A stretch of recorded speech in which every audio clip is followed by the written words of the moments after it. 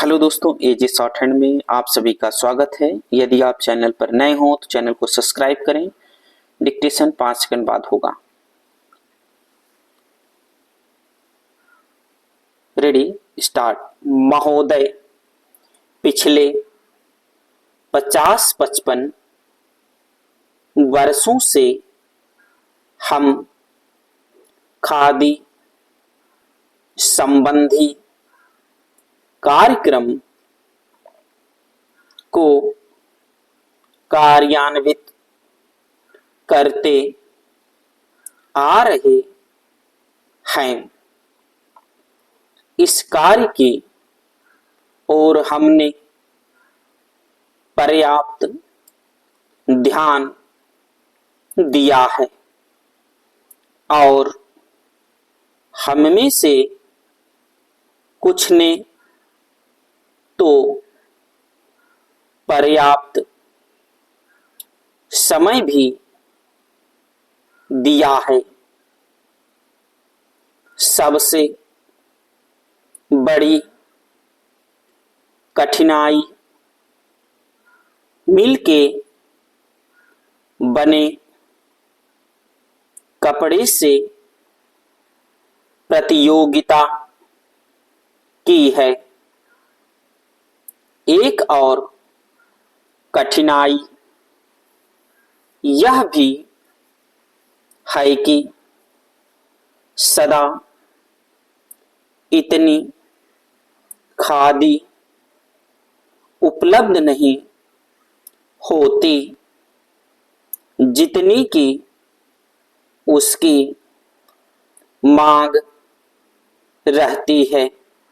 पर खादी का आर्थिक आधार भारतीय जीवन संबंधी कुछ मौलिक तथ्य हैं। हमारा देश कृषि प्रधान देश है, जहां अधिकांश लोग किसी न किसी रूप में खेती बाड़ी से अपना निर्वाह करते हैं। यदि आप एक किसान के जीवन पर दृष्टि डालें तो आप यह देखिएगा कि उसका खेत बड़ा हो या छोटा, वह और उसका परिवार वर्ष भर बराबर खेती के काम में ही व्यस्त नहीं रह सकता। उसे काफी समय बेकार रहना होता है। दूसरे रोजगार की खोज में वह अपना घर छोड़कर नहीं जा सकता, क्योंकि खेती के काम में कभी कभी निरीक्षण की आवश्यकता होती है। यदि बेकारी का वह सब समय जब किसान व्यस्त नहीं होता खादी तैयार करने के काम में लगाया जाए तो देश भर की आवश्यकता के अनुसार खादी मिल सकती है।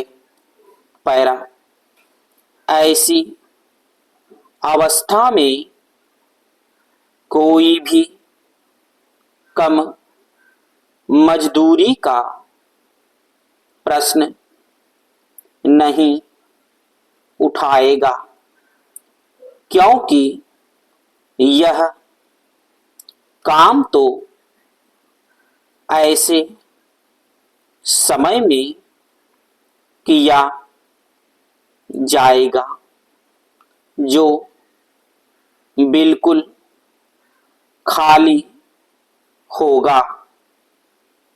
उस खाली समय में किसान कुछ न कुछ कमाएगा ही, और वह कमाई ऐसी भी नहीं कि उसका कुछ भी मूल्य ना हो।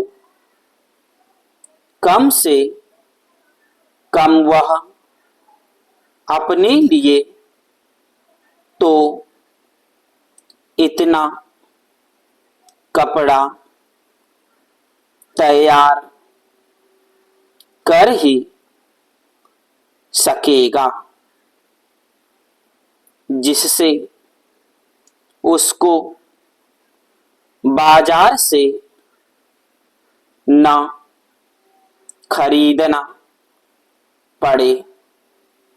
मैं आपको अपने निजी अनुभव से बता सकता हूं कि 1 घंटा प्रतिदिन काटने से हमें इतना कपड़ा मिल सकता है जितना कि एक औसत हिंदुस्तानी के लिए आवश्यक है, अर्थात 15 से 20 गज कपड़ा प्रति व्यक्ति। इस दृष्टिकोण से देखा जाए तो सस्ते महंगे कपड़े का प्रश्न ही नहीं उठता, क्योंकि खादी खाली समय में किए परिश्रम से प्राप्त हो जाएगी। खादी के संबंध में एक आधारभूत तथ्य है। हम जानते हैं कि आदमी सदा काम नहीं करना चाहता। कभी कभी उसे खाली बैठे रहना ही अच्छा लगता है, परंतु इन सब कठिनाइयों के अतिरिक्त मैं सोचता हूं कि खादी का प्रचार और